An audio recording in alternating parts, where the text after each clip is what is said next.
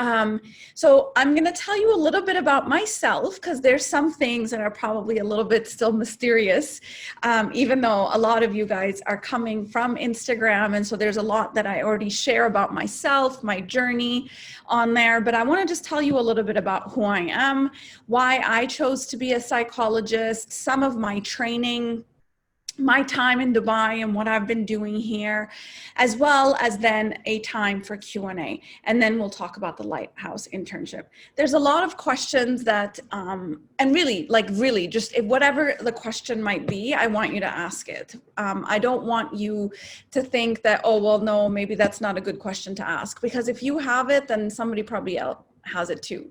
So that's kind of what we're going to talk about. And then I'm going to put the slide up later, but I just want you to see my face for now.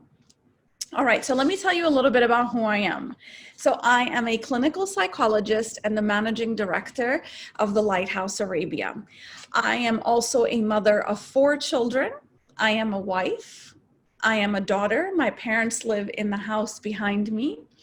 I am a business owner, and for many of you guys, you might know about the Lighthouse Arabia, which is a community mental health center here in Dubai. We've been around for 9 years, and so I was one of the founders of the Lighthouse, and so I'm a business owner. Somebody recently told me I'm an entrepreneur, but I am not really. I'm here on a mission, and that's why I moved to Dubai. I was born in Pakistan, and I moved to the US when I was 8 years old. And then my formative years were all spent in the United States, which is where I grew up, which is where I studied. I did my undergraduate there. I did my master's there. I did my doctorate there. And then I moved to Dubai around 11 years ago. So that's kind of who I am and a little bit of my history, because everyone always wonders where I'm from, and I've gotten all sorts of things, but I am 100% from Pakistan. And so that's that. Okay. Let's see. The second thing, I'm also a student at the moment. And so I am studying at the Jung Institute in Zurich, where I am a training candidate for a postgraduate diploma in Jungian psychology. So I'm still in school. Okay, I'll probably always be in school, and I love being in school. And so that's that. So the second thing is why I chose to be a psychologist. So it's not something I was born, by the way, to do. Like, you know, there's some psychologists who are like, you know, this is it. I knew this from the day I was born. I'm not one of them. I grew up my high school years very much sort of laid back. I wasn't like a gung-ho student. I actually didn't really like high school very much. I found it to be a waste of my time and very uninteresting. But I loved reading. I taught myself how to read when I was very little, and I just remember it to be like, I felt like someone had given me like a magic spell that I could like read things and like know things, and I didn't need an adult to tell me a story. I could just learn the story and know the story. And so I read a lot of fairy tales. Like, I obsessively loved reading fairy tales. And so I grew up doing that, and I kind of stayed around doing that, but I used to spend most of my time in libraries, and you can actually comfortably say that I was a nerd in the sense that I loved reading and I was like a bookworm. Libraries, bookstores, this is where my soul belongs. And so in high school, I just kind of, you know, was a good student and nothing, I would say, very spectacular. And I didn't know what I wanted to be when I grew up. And so I thought, I'll just do what my dad did. At first, I wanted to be a doctor, to be honest with you. And then in 8th grade, I found out that you have to go through gross anatomy, which literally is so gross, but you have to cut up like cadavers and like, you know, cut up arms and legs. And it was like, I can't do that. Like, I'll probably die at the sight of blood. And so I decided not to be a doctor in 8th grade. medical doctor. And then I decided I was going to go into business because, you know, this is what my dad does. And it seemed like a sexy job. And my dad was in international business. He got to fly around. And I was like, yeah, I think I can do this.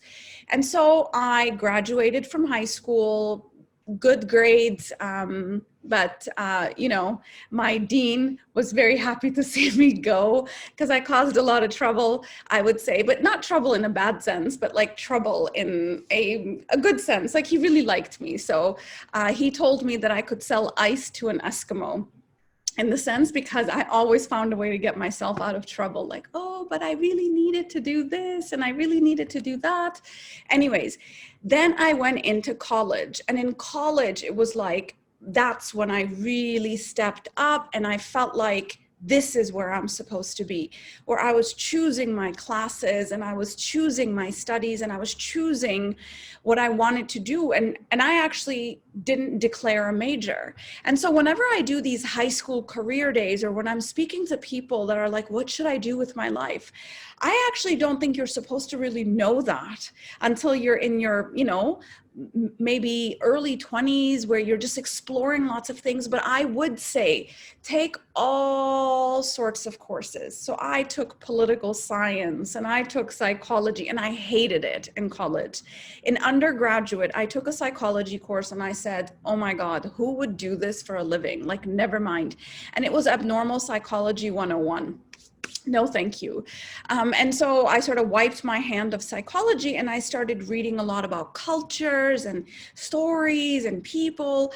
And I was super, super interested in people. That's one thing I knew.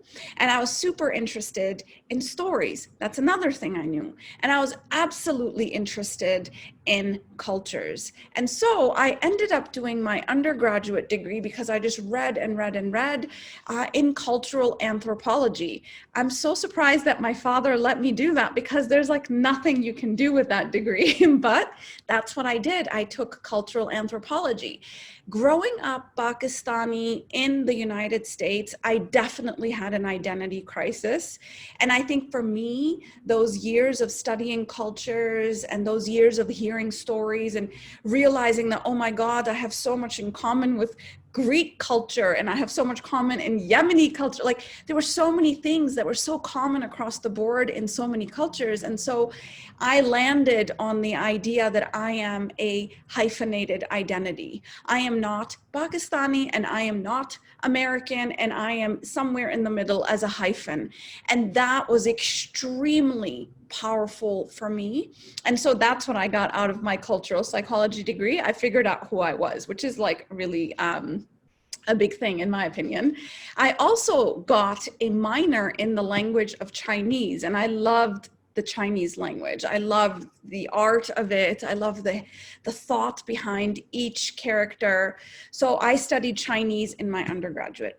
Then I graduated and I went into I also got another minor in, actually I did a double major in cultural anthropology and mass communications.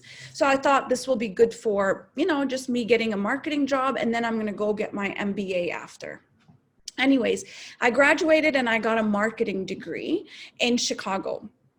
And I did really well. I was a rock star. And, you know, my dean told me that I could sell ice to an Eskimo. So I was like channeling my inner, you know, marketer, I guess.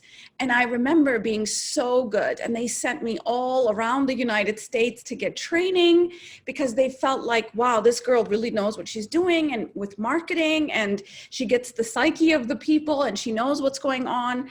And so I loved it. I stayed there for about a year and a half. And then one day I was sitting in my cubicle and thinking, oh my God, I have to sell people things they don't need for the rest of my life. And like, I had a moment. It was like the sky opened up, everything came down, and I was like, I can't do this anymore. I cannot like be in marketing and sell people things they don't need for the rest of my life. What meaning will I have? And it was really one of those like jolting light bulb moments. I got up I walked over to my manager's office or my boss's office and I said, I am giving in my resignation. And he thought I was like, I don't know, maybe I had like too much lunch or something, but he's like, what are you talking about? You just came back from a training.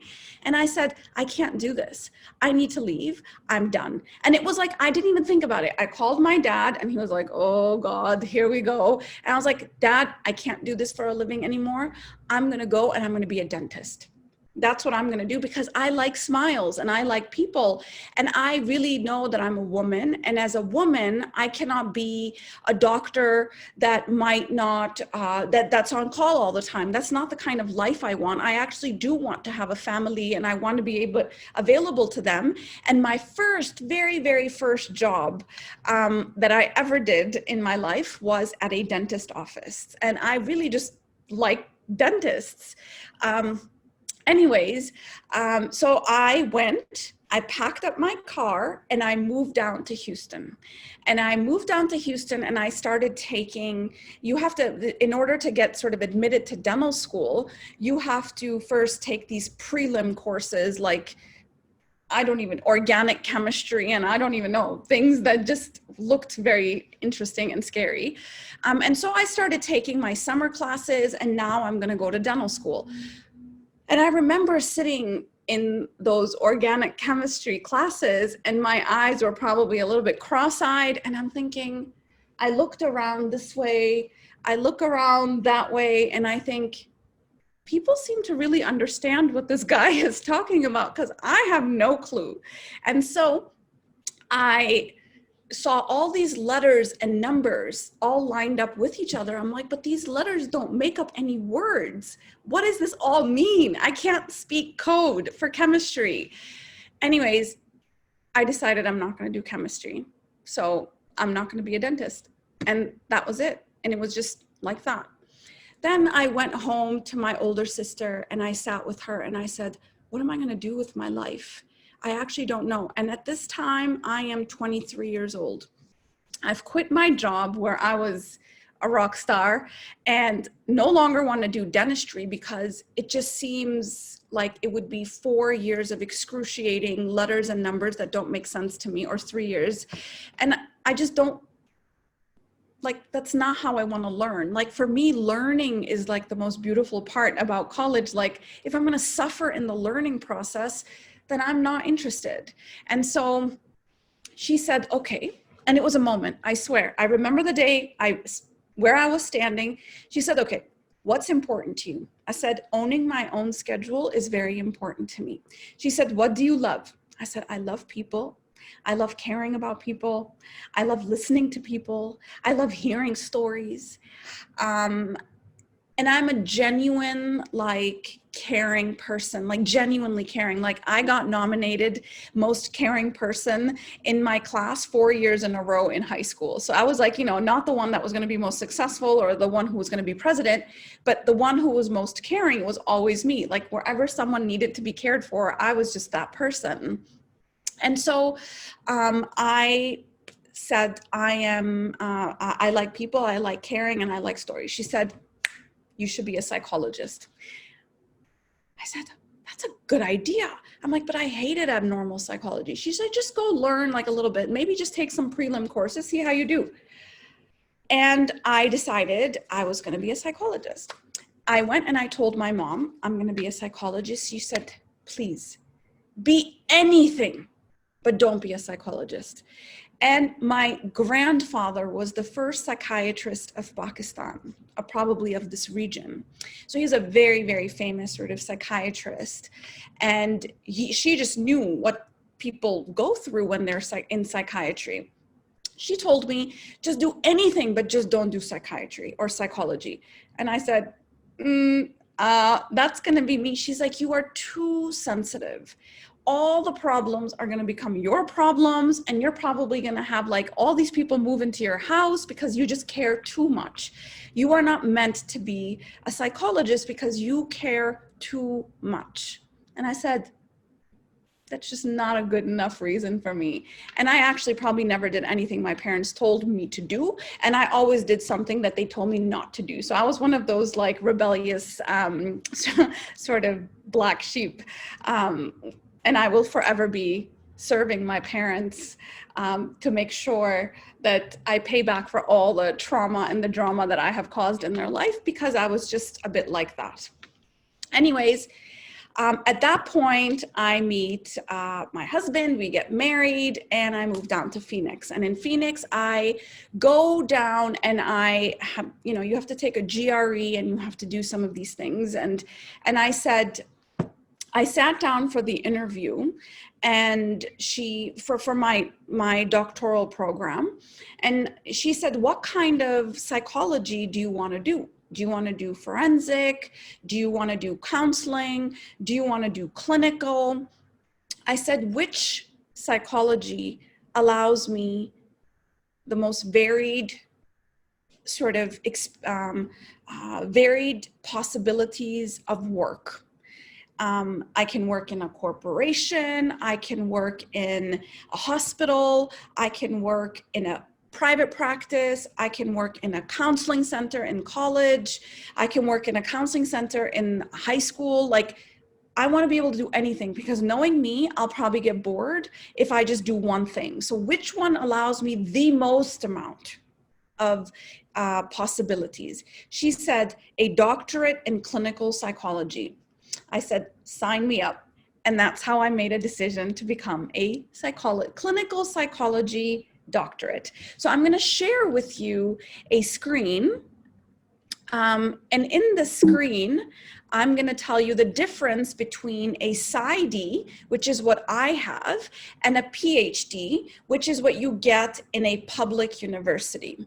Now, the PsyD in the United States, it's not available everywhere, but a PsyD in the United States, you need a bachelor's degree. You actually do not need a master's degree to get into this particular doctoral track, because once you get into that doctoral track, some PsyD programs will allow you to get a master's along the way, which is what I did. So I had my bachelor's and I said, I want my doctorate, and I want to take, I think you have to take 4 or 5 other courses in order to get the master's and then move into the doctoral sort of track. You have a higher acceptance rate because PsyD is actually a private university where you have UC Berkeley and Harvard and these types of universities. You actually, they have a smaller amount of seats available. So they might have 15 or 7, depending on which university you go to. So the acceptance rates of the PhD program is a lot lower than the acceptance rate of the PsyD program, which is a lot higher, almost 50%. So if you have a good GRE score, you're probably gonna get in, because it's a private university and they just want to make money. Obviously, if it's a private university and it's like a business, they're gonna charge triple, quadruple the amount of money that a PhD did. Now, I could have gotten a PhD at Arizona State University. However, I wanted to start in January. And so I didn't want to wait till the next school year. Again, I'm very impatient and impulsive. So I said, you know what? Forget the PhD. I'm going to get the PsyD. In the end, it ends up being the same. So, and actually, God was looking out for me because I actually prefer the PsyD program because it is not as heavy in research. So while you do have a dissertation you have to write, you actually are not doing original research as much. So for example, UC Berkeley, let's just say, they are a public funded university. And so their research actually gets them the funding for that program. Where in the private university, they are paid for by the people, the students. And so they don't have to come up with original research. And so that's another good thing, because I actually really enjoy practical work rather than sitting in and doing research and statistics and that kind of work.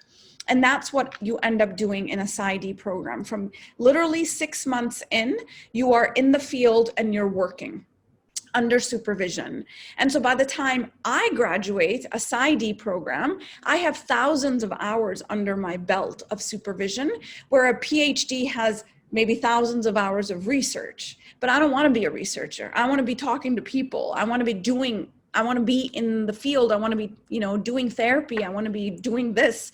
So for me, it worked out really well, although that is not something I knew. I sort of went in and thought, okay, SAR, sign me up. Let's get started. And so I was a little bit, naive about it, but again, God was looking out for me. If you are doing a PsyD program in the United States, again, I cannot speak about the UK, I cannot speak about Australia. So Dr. Rebecca is going to be planning an event maybe in October or November, where you have a whole panel from all over the world, basically, who can tell you about all sorts of things. I am only speaking about the United States. And in the United States, a PsyD, I forgot what I was going to say. In the United States, it takes 4 to 6 years to complete it. It's a PsyD program. It's a private university. You do have to do a dissertation equivalent program, and it will be more expensive. So, and it usually is a little bit shorter time, and you get in PhD, you have 5 to 8 years to complete. PsyD, it's 4 to 6 years to complete. And I think I finished my studies, running through, and I did it in 4 years, and then I got my pre-doctoral internship, and then I got my doctoral internship. So there's a lot of hours of supervised training. Now, in year 1 of my training, I studied neuropsychology. In neuropsychology, basically, you are doing a lot of assessments. So this is people who have traumatic brain injuries, dementia, Alzheimer's, these kinds of neurological diseases, where they come in and you do testing on these people. Also, people that have learning disorders or ADHD, a neuropsychologist can also test them. So that was the first year. I was like, I want the neuropsychology placement. And I thought it sounded really smart to be a neuropsychologist. Well, I did it for 1 year, and I was like, I don't think I can do this for the rest of my life only. Like, I want to be able to have assessments, and I do assessments, and I've done many, many assessments, but I don't want to be only doing this. I need to do more, so I'm going to try something different. In year 2, I said, I'm going to be a forensic psychologist. And I said, all right, so what mistake most people make actually is that they feel they have to claim something right away. And I'm not like that. And I think that's probably what makes me a good psychologist also. And just probably a more interesting human being, is that I'm super curious. Like, I want to know about neuropsychology. I want to know about forensic psychology. I want to know about what it's like. Sorry guys, I have like lots of typos in this presentation. I just sort of put it together I wasn't supposed to do a visual, but just ignore all the typos. It's really just to organize me a little bit. But anyways, so the second year I said, I'm going to do forensics. So then I worked in a prison where you had the guilty except insane population. These are individuals who have committed the most heinous crimes within community. However, they pleaded insanity, and so they were then put in a hospital rather than in a prison. Guess who was in the hospital? Me. And so that was a really interesting placement. I was super scared because 8 out of like the 20 people that I saw a week had killed pregnant women, and I was pregnant. So I thought, maybe I might be triggering these guys. And so that's what happened.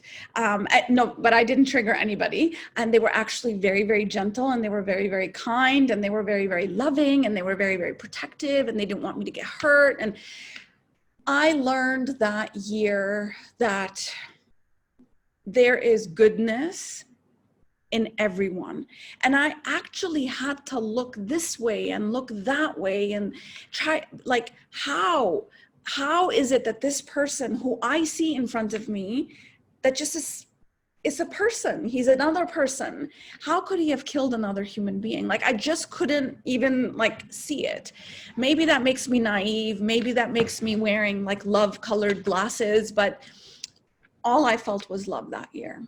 And I realized that hurt people, and that these guys have had, I've never met someone who in that 1 year that had killed someone or that had done something else that was very heinous, that had not been hurt themselves. And so this was intergenerational trauma that was playing out. That was my second year placement. Then I thought, you know what? All right, neuropsychology, forensic psychology. What about school psychology? I want to work with kids. I just want to see what that feels like. So I got a placement in a school where all the kids from Arizona that got kicked out of all their schools got sent to this one school. Now imagine the party we had. Like, it was just a rambunctious, as I don't know what other word to use, but loved those guys too. And I literally was like, oh, my heart, I couldn't, and I was, I just had a newborn. So I was, a new mom, and I saw all these kids. They had mothers who were like, drug dealers and prostitutes, and just really, really traumatic type of households that these kids were coming from. I used to do sand tray work with them, and their sand trays were just devastated. And so you just realize the chaos that is inside of these kids. And I literally wanted to like open up like an agency where I just like adopt all these kids that were suffering so much. So that was extremely painful for me. However, my supervisor told me something which has lasted me forever. And this was my mom's concern. Remember, like, she thought I was going to be the carrier of all this trauma, which on some level maybe, but in schools, my supervisor told me that do not give yourself so much credit. You are not here to help anyone. I know we're considered to be in the helping profession. You're not here to help anybody. They can help themselves. They have been through more than you could possibly imagine, and they are here today. So these guys are survivors. You are here to support them for a certain amount of time as you walk with them on the journey. Skill them up a lot, because this is the world they belong to. You cannot take them out of that world, because if you take this one, there'll be another one. And if you take that one, there'll be another one. That's not what, So what you can do is make the difference in this person's life and be a person in this person's life where they felt that this was my person, and then give them the support they need. And then that's it. I remember one kid in that placement who told me that, can you be my older sister? And it was like, oh my God, it was just really a lot. But I loved working with children, and I continued to work with children for the first bit of my career, until I had a lot of children of my own, and then I had to be home for them, and I couldn't do after school work, etc. So I decided to then move out of children work. Plus, I just don't have that kind of energy. You need a lot of energy to work with children, and I just don't have that kind of energy. And I also think my interest lies really a lot in depth work, and children is very, very technical work, and I don't enjoy technical work very much, whether it's with adults or with children. The fourth year, I then moved into a 2020, so it was a full time. I had finished my schooling by this time, and this was now a low-cost community mental health, and then the other placement was a private university, upper end and then lower end. And these were just great experiences. So I worked in a college counseling center. I saw lots of different things there.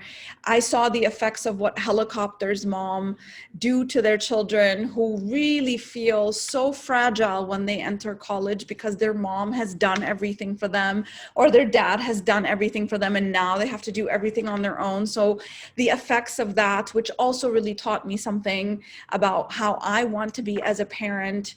I also learned in this low-cost community mental health center that this is what I wanted to do. That I wanted to work in a community mental health center where I would be working with all sorts of people. I would be doing testing. I would be working with couples. I would be doing children. I would be doing adults. And that's where I decided my heart was, in the community with community mental health. And then in the 5th year, I did another placement in a community mental health clinic. And then I moved to Dubai. So in Dubai, I worked in a private mental health clinic, and it was a good placement. I did good work, and I thought I made a difference, and I was, it was good. I was doing good stuff. However, the one thing that was lacking in that placement for me was that I actually really felt a pull. When I moved to Dubai, I moved to Dubai with a mission. I was here to break down the stigma that was around mental health. And that was it. That's all I'm here to do, okay? And I'm here to educate parents because I ended up doing my dissertation in parenting. And that's where my sort of love affair, when I was first expecting my child, when I was pregnant with my first child, who is now 15 years old, I started reading a lot about parenting. And I read and read and read and read and read and read, and that's what I do when I'm anxious. I eventually ended up doing my dissertation project on parenting, where I developed a parenting program for incarcerated women. Because of my work in the Guilty Except Insane Hospital, I realized there was so much intergenerational trauma that we need to break that trauma through good parenting. And that was basically all the pieces came together in that training. Anyways, when I moved to Dubai, I worked in a private practice, but I really felt just an itch. I could just see that there was an itch inside where I was like, oh, I need to be doing something else. I was doing, everything that I loved doing. And every night I went to bed knowing that somebody's life was better or different as a result of working with me. And so it's very rewarding work, but I just felt like something is missing. And I realized that it was the part where I was not serving the community. Now, the person who owned that clinic was just not very community oriented, like many people are not. He was a businessman. If it doesn't make money, he's really not interested. And you know what? I don't have to say anything negative about that because there are some people who are like that, and that's okay. It's just not who I am. I never got into psychology so I could become like rich. I got into psychology because this is what my soul longs to do. And so I started interviewing. I thought, I need to get out of this clinic because I cannot just be about money, and it's like soul sucking for me, actually. So I started interviewing at different airlines and different schools and different places and clinics, and even thought about, just renting a room out of a clinic here in Dubai. Nothing would open up. No doors opened up. So I just put it up to the universe and I said, you know what? When it happens, it's going to happen. I'm not sure when it's going to happen, but God, you know that I really need to be in the community. I really want to make mental health a thing in this community, because when I came 11 years ago, there was literally like 5 psychologists in this country, and we were not talking about mental health the way we talk about mental health today, not at all. And I said, I just want to do that. So make it easy for me. Anyways, one night I go to a dinner, and at a dinner, it's a personal dinner. It's not a work dinner. And one night I'm sitting at a dinner, and that dinner party, I sit next to a man. Now, this man starts to ask me a question. He says, what can you tell me about grief? And I said, really? Can you pass the salt? I didn't say that, but it was like, this is really not a dinner party conversation, but I said grief. And, we shared a couple words and the difference between grief and mourning and bereavement and healthy grief and complicated grief. We just talked a little bit. He said, I really want to know more about this. Can we meet outside? We just talk. So I met him in a coffee shop and we talked a little bit more about grief. I gave him grief references. I'm dating myself at this point, but this is like social media days, so you have to actually meet people in person. And so I told him about this and grief and death. And so we met for about 7 hours over the course of 2-3 weeks where we just chatted about grief. And then he said to me, oh my God, if I only knew that this is what grief is, and this is what happens to people, and that it's okay for people to cry when, it's been a year or 2 or 5, and it's okay for them to still be grieving, and I would have been able to save my relationship. He was he was engaged or married. But I lost that relationship because I was not able to support my fiance because she lost her mother to cancer. So he was Arab, and a lot of Arabs and Muslims generally will say, come on, you mourn for 3 days and then you get on with life. But mourning and grieving is different. And he was like, oh my God, I didn't know that. Anyways, he said, listen, doctor, you need to come and tell my group of friends what you just told me about death and dying and bereavement, etc.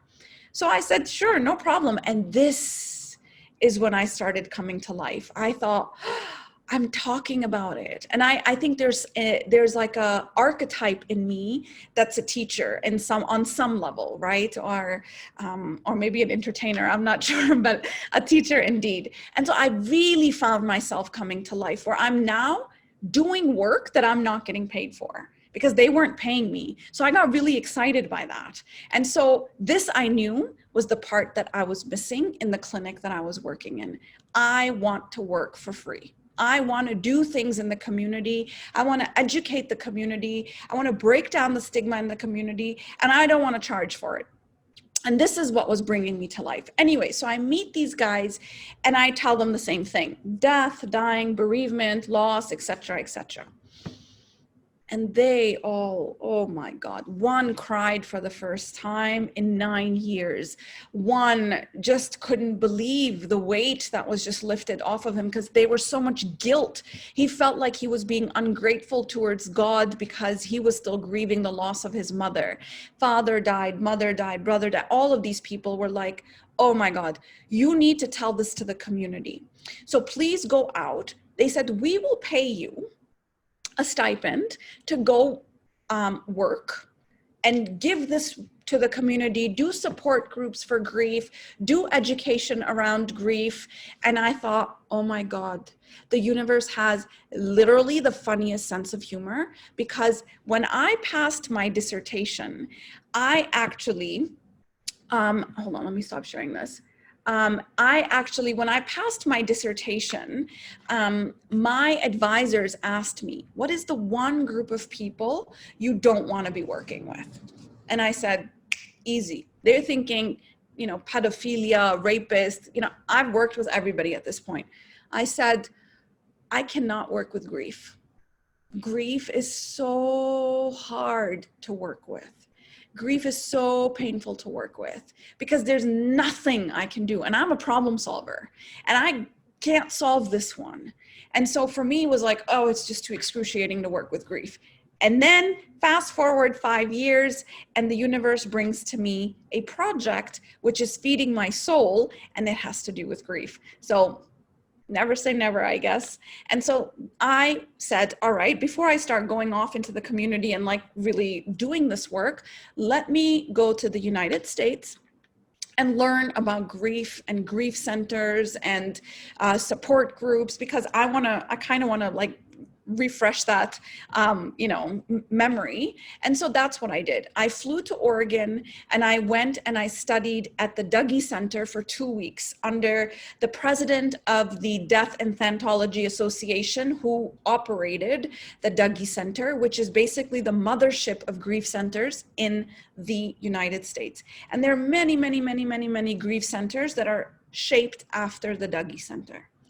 Then I flew back. And it was really, really just a like it was intense work for 2 weeks. It was like raining and it was October and it was like death and dying and grief and kids. And it was just really intense. But I knew that this is what I wanted to do. I wanted to be this for the community because there is so much sadness and confusion and like maybe just even like sheer ignorance when people are dealing with grief.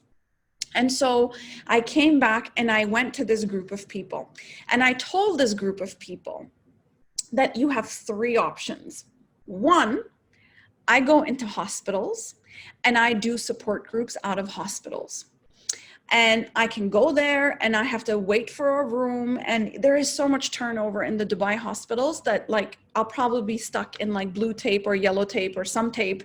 There's so much bureaucracy and power struggles within these hospitals, but no problem. If anyone can do it, I can do it. So I said, that's option number 1. I go where people are dying and where their family is grieving, and I do the support groups out of hospitals. It might take me a while, but that's what I'm going to do. Number 2, I can continue to work in the clinic that I'm working in, the guy who was all about the money. I can continue to work in that clinic, but you would need to pay him because my license hangs under him and he's not going to let me work for free. And you'd have to rent a space because the clinic was very, very small. And in order for me to do a group, I need a bigger space. So that's the second option. So you have to pay him and rent me a space. So I just don't know how sustainable that is and how much money you have. Number 3, whatever you were going to pay me, whatever stipend you were going to pay me to run this support group or pay that guy or rent that space, give me all of that money up front for 3 years. So let's just say they were going to give me 10 for a month. Okay, let's just say we're giving me 10 a month. I said, give me 10 times 12 times 3.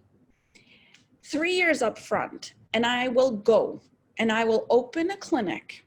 And in that clinic, I will house the grief center. And that clinic will sustain the grief center for as long as the clinic is around. And so I founded the Lighthouse. And the Lighthouse, I think that's a really important story to know about the Lighthouse, is that I was looking for a way to do something for free. And so I opened a business because to open a nonprofit is like next to impossible in this country. And it has so much paperwork and like, all these other things. And so I opened the Lighthouse to run the support groups, which are called the Remy Grief Center. And the Remy Grief Center is basically what gave birth to the Lighthouse, not the other way around. There's a lot of businesses out there that have support groups because that's just what they do as part of their community initiative. But we truly are the Lighthouse, the whole team, every single person in the Lighthouse is absolutely committed to the community, or you can't work at the Lighthouse. As part of the interview process is you're going to work for free and you're going to do something for the community for free, or you just can't work here. So we're actually like a, what do you call those? Like a social enterprise. But we don't have that title, but that's kind of what we are. We are a business, we do charge, but it's a social enterprise. And in order to work at the Lighthouse, you gotta work for free. And that's why we have all sorts of things that we do at the Lighthouse that are, that we don't bill for. And we have the largest amount of support groups probably housed in a single entity, probably in the world at this point. And so this is the Lighthouse. Which is a mental health and wellness center in Suqeim. Like I said, we're 9 years old now, almost a decade. And we are about 30 mental health clinicians. We're one of the largest clinics in the region. We have psychology, psychiatry, occupational therapy, and speech and language therapy. We serve all ages, prenatal, meaning we deal with mothers that, you know, are carrying children, their children, adolescents, adults, couples, family. If it's under the umbrella of psychology, we're probably doing it on some level. We also do assessments, which is part of psychology, but it's not really spelled out here. So that's another thing we do. We are the only entity in the United Arab Emirates that is licensed to deliver mental health first aid, which is in 23 countries and is, you know, taking the world by a storm. And we are the only one that actually can do that training. So that's a really big badge of honor for us. We are obviously the home to the Remy Grief Center, which is the only free of cost grief support service in the region. And this, like I said, the Remy Grief Center gave birth to the Lighthouse. We also do lots and lots of work for, you know, corporations. That's where most of my energy goes these days. And then really at the heart of who we are, at the heart of who we are is the community. And I have the most amazing team. And we all work, and it makes me emotional even thinking about it, how just each and every single one of them is heart. They are love and they are heart, and they do this with their heart. They don't do this with their mind. And so this is the Lighthouse, and we are truly a whole bunch of light. That's my emotional moment. If you are thinking about working in the United Arab Emirates, or I shouldn't say that, if you're thinking about working in Dubai, these are the different licensing bodies, because it's very confusing. Who do I get licensed by? Where do I get licensed? We actually are licensed by the Community Development Authority and the Dubai Health Authority. So we have a clinic that has a dual license. Not every clinic has those dual licenses. We are one of those who do. You can also work in Dubai Healthcare City, or you can get licensed through Ministry of Health, which I don't know much about, but these are the three that I know about. And if you guys have questions, I can answer those questions. And so I think that's all I have. So I'm now going to look at all the different questions, and there's a whole bunch of them. Let's see. All right, so I'm going to start asking questions, answering questions now. And let's see. So let me just dismiss some of these. Okay, so why did you choose the name The Lighthouse? That's a great question. So why did I choose the name The Lighthouse? I remember sitting with a branding person when we were first opening The Lighthouse. So Dr. Tara Wynn and I founded The Lighthouse. And so we were both sitting together and we went through days and days of talking about things like, oh, what is, you know, what should we call it, and reflection, and I don't know what, and I don't know what, and was just, if it was a lady, what would it look like? If it was a man, what would it look like? And we did all these sort of branding exercises. And then I was like, oh my God, I cannot do this. And I said, okay, I need a little bit of space. And I walked over to the mirror, and I've always been a daydreamer, by the way. Like whenever my mind feels a little bit flooded, I just sort of zone out, and I'm looking at a mirror right now, a window right now. So I walk over to the window and I just sort of look out. I'm a bit zoned out, and I see the sea. And I say, Lighthouse.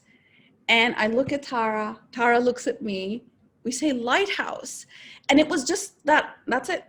It happened just like that. That's it. There's no more. The guy was like, no, but what if somebody thinks it's a photography place, or what if they think it's a, you know, vision? I don't know what. I was like, that's it. When my heart knows, it knows. It's going to be called The Lighthouse. And the crazy part about this is that when I told my mom that I was going to call it The Lighthouse, so I called my mom, and my mom were not really, you know, we were sort of not on good terms at that time. So I called her and I said, hey, listen, I'm going to start this practice and I'm going to call it The Lighthouse. She was quiet. She was quiet. And I said, I'm going to call it The Lighthouse. And she said, you know, when you guys were younger, when you four, because I'm 4 siblings, when you 4 were younger, I used to pray to God that my children grow up and become like lighthouses, like beacons within their community. And so it was like a moment where she felt like, oh my God, what's happening? And my younger sister and I actually work at the Lighthouse together. So she also is a psychologist. And my older sister is also a psychologist, but she works in Chicago. So we are lighthouses. And the funny thing is that I've always just been, it's just, that's how we came up with that name, Lighthouse. I actually have a post about it on my Instagram too. So like, it's just a crazy, crazy way that all of this sort of works out. So let's see, what other questions do we have? I'm applying to grad school and I'm having a hard time deciding between a PsyD and a PhD. I think I answered that question. And that question is that if you really like research, do the PhD. And if finances are an issue for you, do the PhD.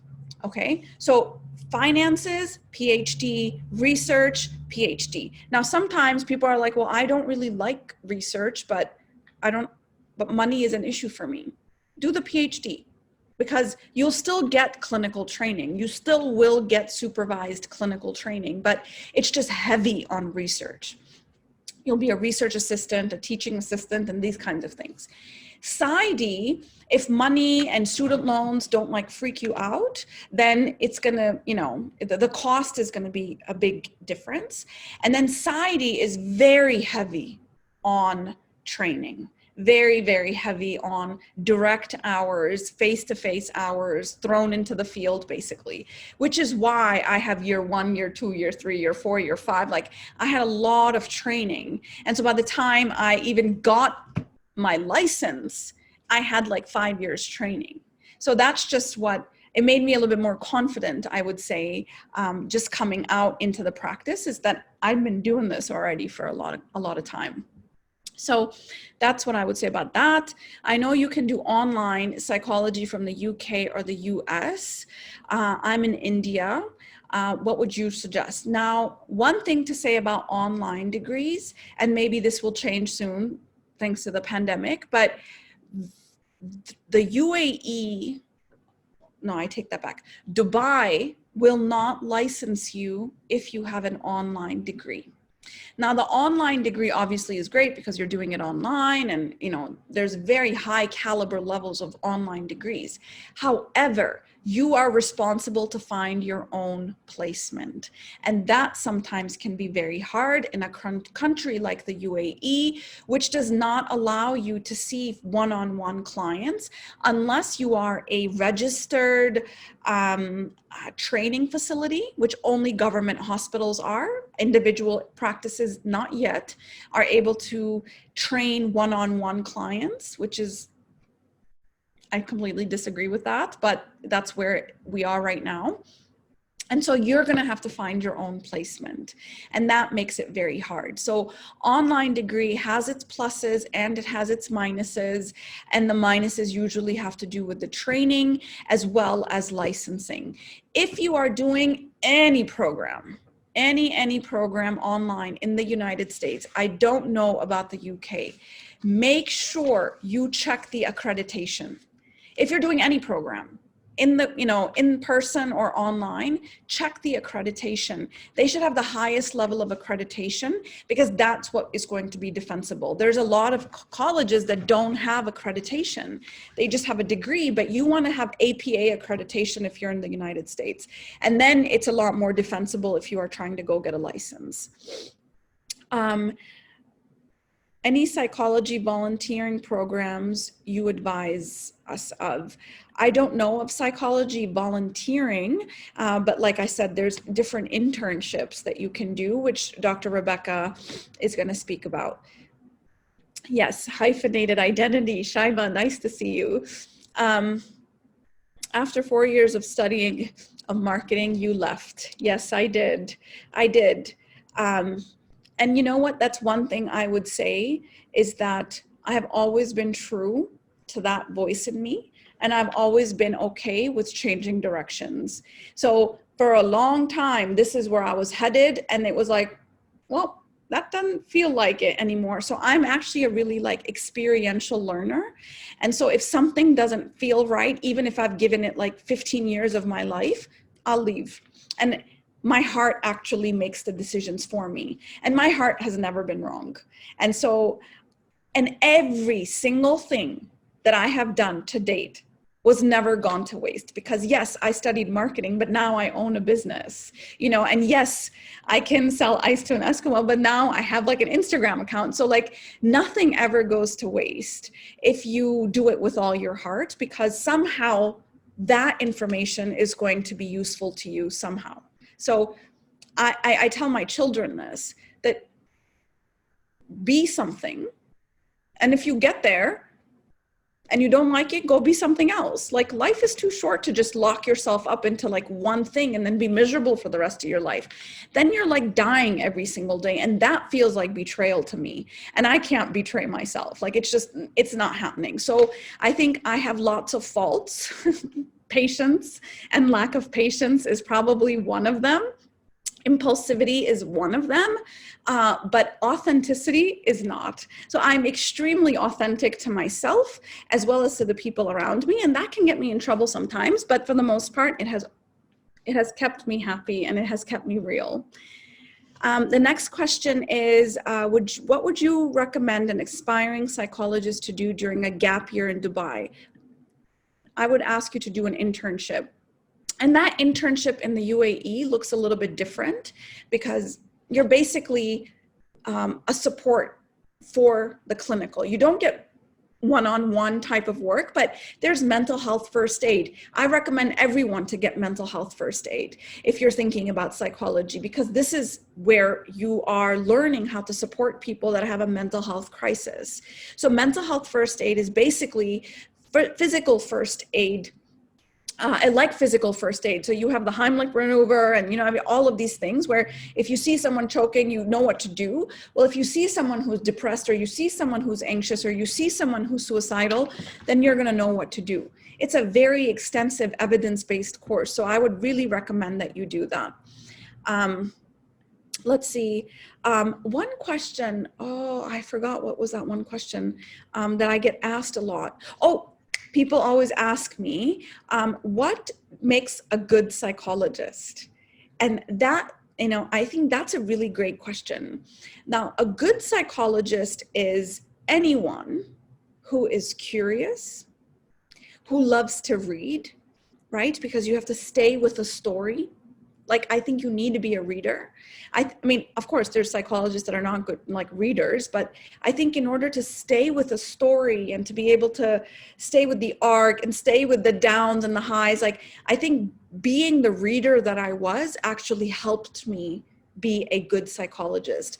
Being the fact that I was super curious about, like, where did that come from? How did that happen? Problem solver, you know, just knowing where the problem might be and like zooming in and like honing in on that. It's not really about diagnostics as much as it is about a journey. Do you have patience to sort of be on a journey with people that might be a bit stuck? Where I might be impatient in many areas of my life, I'm actually a really good companion on a journey, because I can just know that you're not ready to move because you haven't learned everything there is to learn from this process. So I think these are some of the things that make for a really good psychologist. And of course, empathy, like, and not necessarily compassion, although compassion obviously is good, but empathy is really important, because you're feeling the other person and saying, okay, what could be going on? Like, if you're just all in your head and you're not feeling anything, then you're probably not going to be as, probably as connected or as attuned to your client. And a lot of people say, well, doesn't that bother you? Doesn't that hurt you? Sure, it hurts me. But, you know, we learn through our training and we learn through different practices about self-care, about, you know, releasing some of the pain that we carry from some of our clients, and making sure that we're meditating and we're doing our healing energies and we're doing all of this stuff, because that actually is something that comes through us. Of course, there's something called vicarious trauma. And so we could be the recipient of that, but this is where you need to do your own work. And that's why if you don't do your own work, you'll probably burn out. Let's see.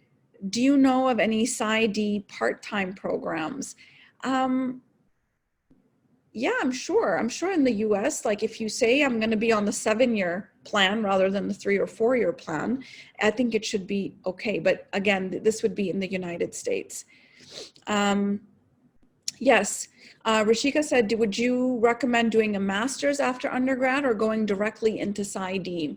You know, that just depends on you and how you learn. I went directly into PsyD, but I did work for 1.5 years. So that gave me some experience in the world, but I think it's very, very, very doable, possible to go right into a PsyD program after you do your undergraduate degree.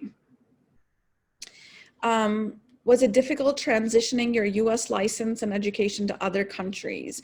No, it was not. So I have a US license, it's still active in Arizona, and I have to take continuing education courses in order to maintain that license.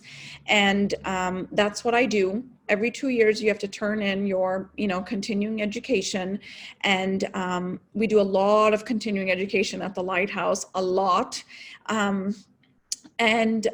Yeah, it was okay. So if you are licensed in the United States, it's usually not hard to get licensed elsewhere also. Just keep your degrees, get them attested. There's companies who do attestations, and then you get licensed here. So somebody said, I'm preparing to apply for fall 2021. Which universities have PsyD programs? So universities don't do PsyD programs. They're colleges who do PsyD programs. So when you do PsyD program, don't look for universities, because universities will do PhD programs. There are a very few institutes that actually do PsyD programs. And so you have limited range. So mine, I happen to be lucky. I just happen to be in Arizona, but there's a couple in Chicago and California and Texas. And so you're going to have to, it's not something that's like readily available everywhere. And that's it. Let's see. I'd love to hear your thoughts on becoming a psychotherapist, about going through the PsyD option. So basically going through private schools to give government approved diplomas to be able to practice and get trainings in different therapies. Yeah, I'm not sure I get that question. The question too is, can you explain in your words the difference between a psychoanalyst and a psychotherapist? That's a great question. So all of us are, in some countries, these terms are protected. So oftentimes, if you, in the United States, in some states, calling yourself a psychotherapist requires that you have a doctorate degree. It's not like that in every country, and it's not like that in every state. So you can be, if you provide therapy, you can call yourself a psychotherapist. Psychoanalyst, an analyst is a protected term. So what I'm studying to do right now is to become a Jungian analyst.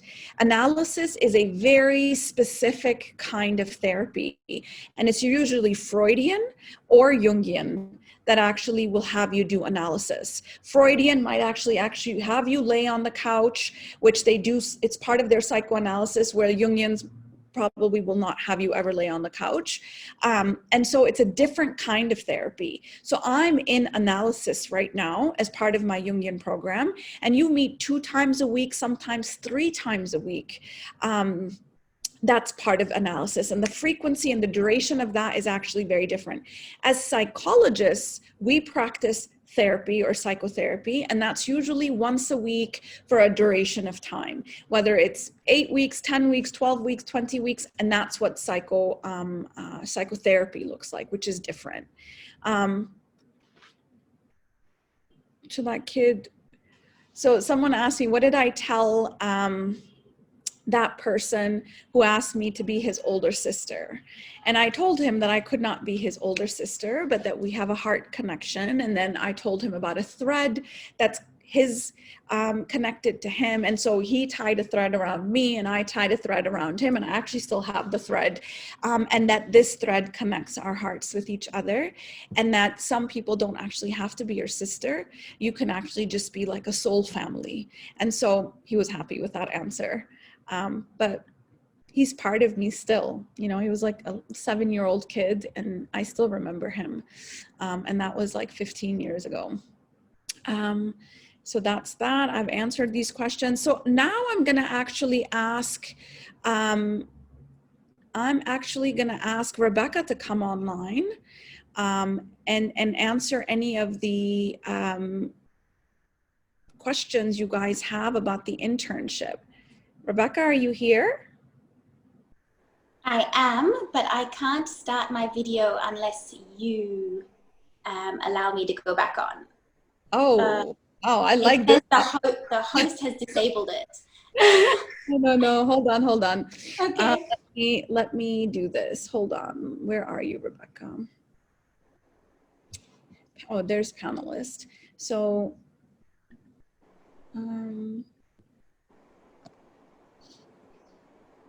go ahead, Rebecca. I think you should be able to do it now.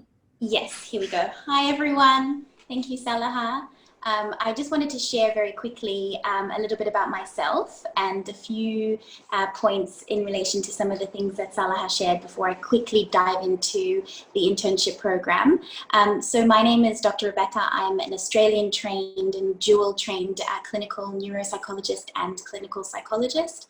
I am in my second round at the Lighthouse Arabia. So when the Lighthouse opened, I was the second employee. And I had a beautiful 2.5-year journey at the Lighthouse before I moved back home to Australia to have my children. And in the 4.5 years that I was away, I was messaging Saliha pretty much every week going, I'm coming back, I'm definitely coming back, I'm coming back.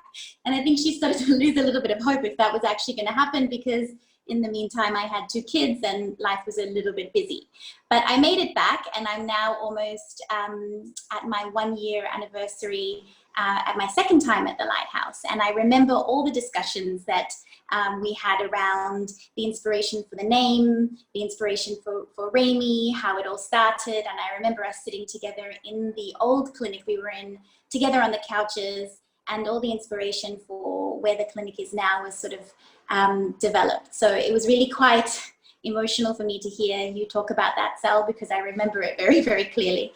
So at the clinic at the moment, I am the leader of our assessment team, and I am also the leader of our internship program, and I have a co-lead, Aisling, who is also involved in our Remy Grief Centre and our support group services that we provide. The internship program is something that we are redefining now that we're in the midst of COVID, and we aren't able to necessarily provide the internship program as it had been in the past. So I also have Matri, who has joined us today, who will give you a little bit of insights into what her experience has been. Matri is actually the first intern who has started at the Lighthouse when we were practicing in the clinic and before COVID, and has seen the transition through since until now. And she's going to share a few of her insights into what her experience has been in a moment.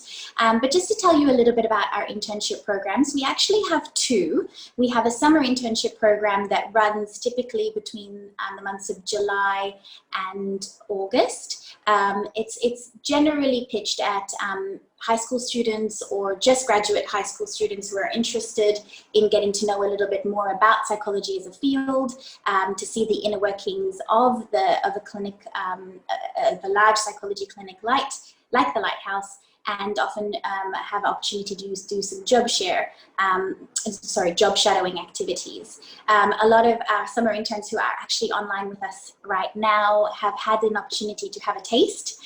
It hasn't been ideal because it hasn't been face-to-face, but they had been allocated some project work, some research work to support clinicians with. And now that is coming to an end. On 31st of August, we will be welcoming our new round of academic interns for our academic internship program. We have 8 amazing interns who will be joining us, who are either at a bachelor level or master or postgrad level in psychology, and they will be beginning their 10-month program with us. They have about 20 hours of sort of consulting time or basically work time that they'll be available to offer us. And we have our applications that are actually open year round. We do close our applications generally around June so that the screening and interview process can take place in July, and then we can make our offers in early August for a late August start. So ideally, we are looking for applicants who are very energetic, very passionate about psychology, looking to explore and have an eagerness to try different things and to explore different aspects of psychology. As you saw on the slide that Saliha shared, we have a very, very wide and varied group of psychologists and psychiatrists, and we also have a wonderful OT on our team, and hopefully a new speech and language therapist to join us soon. So we offer a really wide range of allied health services, and every clinician has different areas of expertise, skill sets, backgrounds from the countries that they're from, and educational backgrounds. So there are so many people that you can learn from, and we're really looking for interns who are passionate to have a taste of everything really, and to explore what their future in the field might look like. So that's a little bit about our internship program. We do have an email address where people can send their details through. It's basically interns@lighthousearabia.com. If you have any questions or concerns or want to see whether you're eligible, please do get in touch with us, and we will endeavour to get back to you as soon as possible. And I would like now to turn over to Maitri, who is the intern who's currently with us and will be ending the program in November, so that she can share a little bit more about what her experiences have been and her insights. Sal, I'm not sure how to do that. Do you know? Or can I do that? I also can't. Hold on a second. Give me 1 second, guys. Give me 1 second. Give me 1 second. I can do this.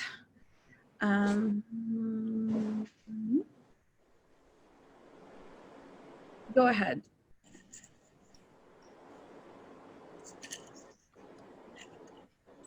Okay. Hi, everyone. My name is Maitri. I hope everyone can see me now. I think so. Yeah. Okay. So hi, guys. I'm one of the interns at the Lighthouse right now. I started my internship in January. That was before COVID. So my internship changed quite a bit over the past couple of months. The reason I kind of wanted to get in on this webinar is because we get a lot of emails with people asking us what the internship actually looks like. So I just wanted to take a couple of minutes and talk about the kind of things that we do. Before that, I'll just introduce myself, I guess. So I did my undergrad here in Dubai. So I did my undergrad in Hertford University. Really recommend the program to anybody who doesn't want to move out and wants to stay here. So I really, really enjoyed it. But then I got my master's in clinical mental health in London. And after that, I was kind of looking to do some kind of work experience back home. So that's when I decided to look out for internships.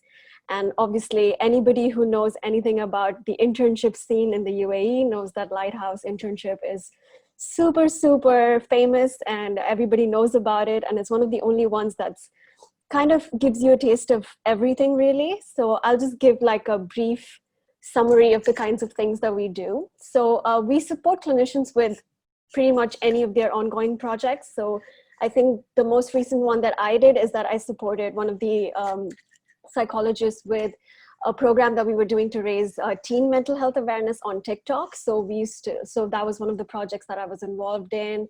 So basically any of the ongoing projects that the clinicians are doing, we get to be part of it, and it's amazing. We get to help out with assessments, which I think is one of the most valuable things you can get out of an internship, because it looks so good on your resume and like so good on your applications to anything, because we get to be involved in scoring, reporting. We get to even sit on the intake sessions, which hasn't happened because of COVID, but yeah, that's something we do.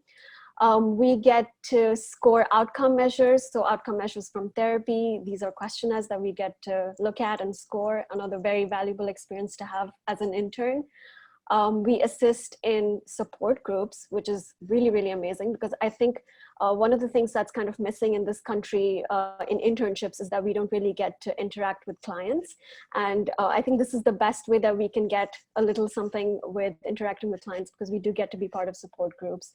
For example, I helped develop content for the support group that we have supporting people who had gone through racism, which was really nice. Very relevant as well.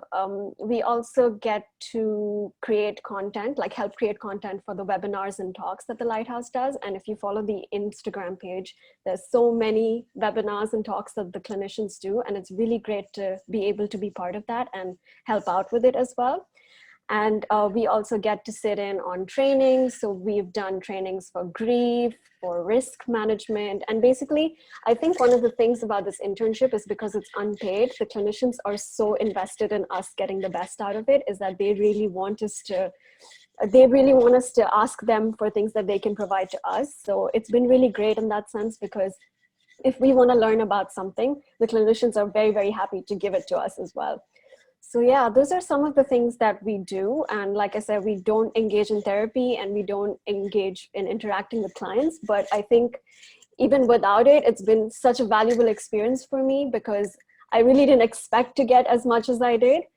So yeah, and I think the one thing that I'll also talk about is how to get in, because I do get a lot of that, especially as soon as I put it on my LinkedIn, everybody was messaging me, how do I get in on this internship? So it's a really, really competitive internship. There's so many applicants that we get every day. But again, like Dr. Rebecca said, if you are enthusiastic and if you're at the bachelor, at the master's level, if you're excited and passionate about psychology, it's the best place to be, really. And definitely, even though our applications are now closed, it would be awesome if you could send us the resumes, and we'll still be looking out for the future, for the next intake as well. So yeah, I think that's about it that I wanted to say. Thank you. Thank you so much. Thank you for sharing that experience. I think I have a couple questions.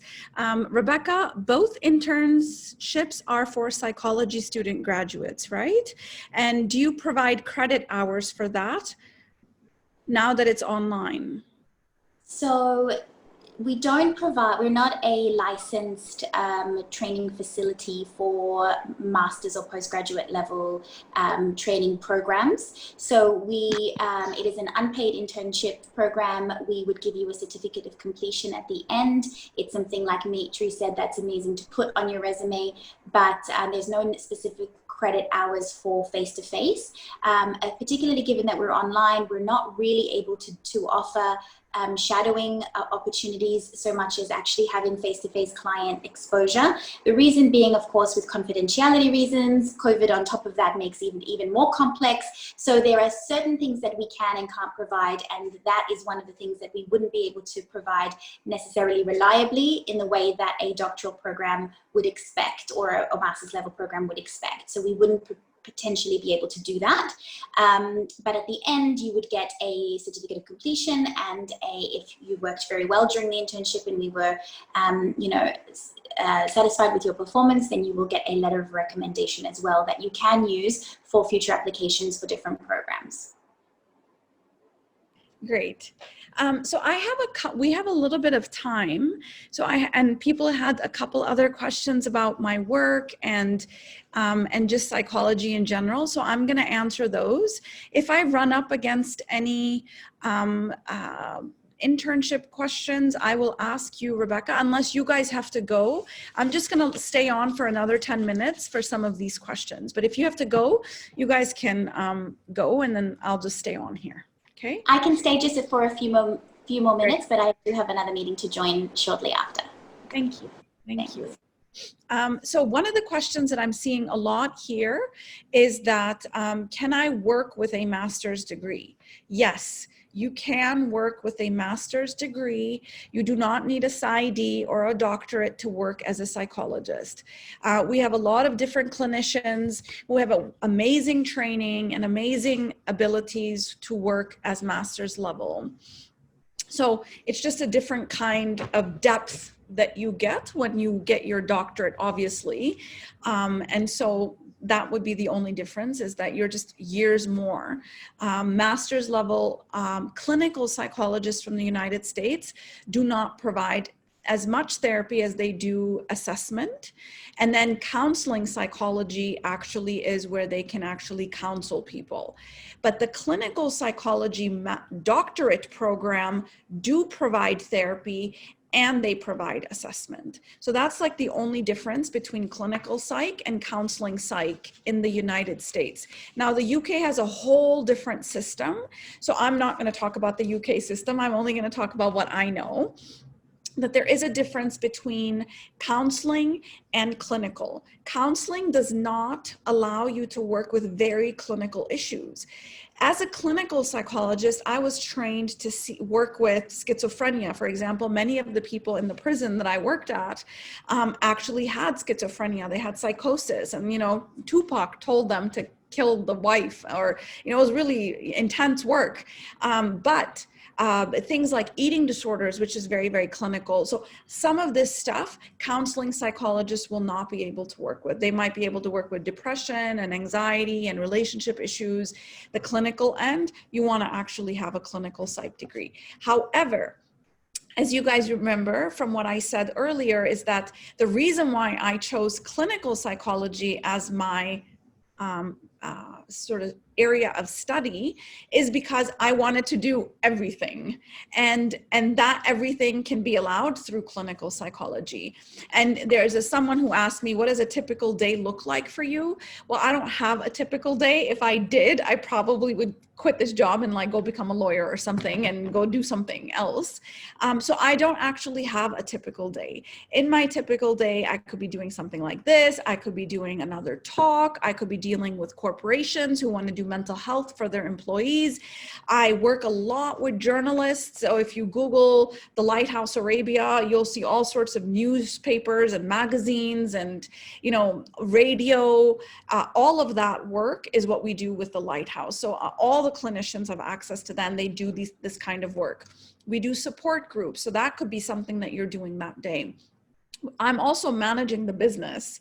So owning the business and thinking about the growth of the business and taking care of my team and making sure that they're all good, especially during COVID times, and making sure that everybody is just good in what they're doing is also my responsibility as being like the captain of the ship, that, just making sure that all that is good. And then what I really love doing is creating content for example, Instagram, or creating content for talks. The talks that I do all day long, I'm actually going to be doing a talk for back to school in about 30 minutes in case somebody wants to come see that. I'm going to be doing that with the Lighthouse.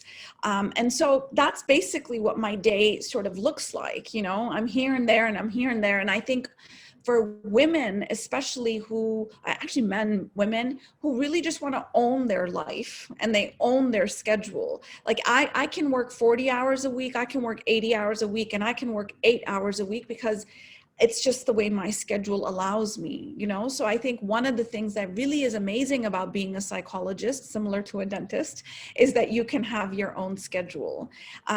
Yeah, sure, you might end up working on a Saturday, but you can take Thursday off, and you can do other things. So I just feel like it allows you a lot more flexibility. Another person asked me the question, somebody asked me, a 40-year-old look forward to a profession as a psychologist. I am 40-ish. I'm not going to give you my age, but I am going back and studying Jungian analysis, and it's a totally different way of doing psychology, and it's a different language, it's a different world, and I fly to Zurich 3 times a year, and I'm there for 3 weeks at a time, and I'm taking exams and writing papers. So I don't believe there's an age at any point where you can't change who you want to be or who you should be or what you should study.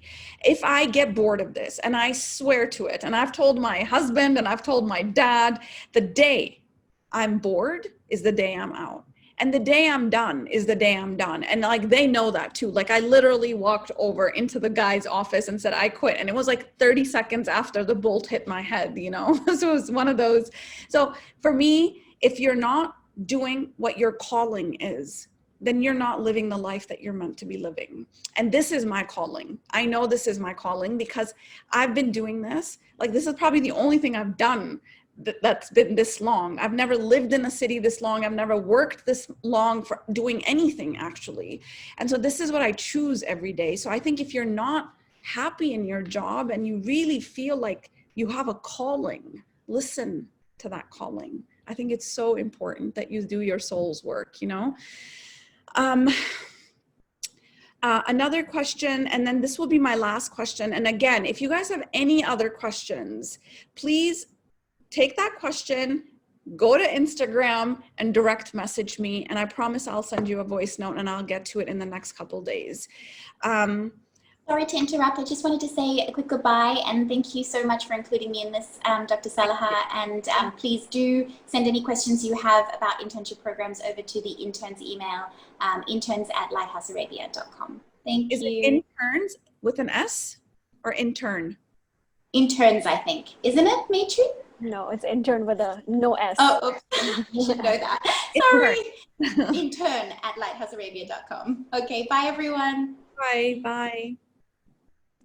So yeah, just a couple more questions. Someone said, what happens if I have my own trauma? Can I do therapy with other people? Now, I am a big believer that you cannot do the work unless you have done the work. Okay, so I'm in therapy and I do therapy 2 hours a week, and I've been doing intensive work for the last 4 years where it's 2 hours a week every week. So I have like hundreds of hours of therapy. All my children are in therapy. My husband is in therapy. Like, we really are big believers of therapy. And if I am not aware of my stuff, then for sure I'm going to be putting it out onto my client. And so I'm a big fan of therapy, and I believe that my work with my clients is better because of that, as a result of that. And so we all have traumas. There's not a single human being that did not feel some level of trauma in their childhood, because we were small and the world was big, and that just is scary. Your mom could be yelling at you and that could have like locked some trauma into your body. And so we carry trauma epigenetically through our mother's womb. Like, there's so many things that happen to all of us. And yeah, some people have big T trauma and most people have little t trauma. So you just have to work through that in order for you to be a good therapist. And if you don't work through that, then you probably are not gonna, you know, not be as good of a therapist, I guess. Oh, great question. Difference between psychiatry and psychology. Psychiatry is medical school. You do actually have to go cut the dead bodies and the cadavers and, you know, gross anatomy and residency and, you know, deliver babies and learn neurology and all of that. It's a medical degree. You are an MD, you can prescribe medication. A psychologist is a talk therapy doctor who has a PhD or a PsyD or a master's degree. We do not prescribe medication. We do not go to med school. All right. So I think that's it for now. We have had our 90 minutes. Thank you so much for being here. I love talking to you guys. I hope I didn't bore you too much. And I will continue to do things like this. This will be recorded, obviously, so you guys can, like, you know, have access to this. But I think there's other questions that people have that I want to probably do an Instagram live for, just so we can just ask questions and get answered right away. So I'll probably be doing that. Starting next week, I will start doing Instagram lives for about 30 minutes, in which I'll be talking about topics like, how do you feel feelings? When someone tells you, you need to go feel, it's like, what does that mean? So I'm going to talk about that next week, but I will also talk about what it's like to just be a working mom and what it's like to be a business owner and so if you guys have any of these, you know, sort of questions, and then we will see you on Instagram Live.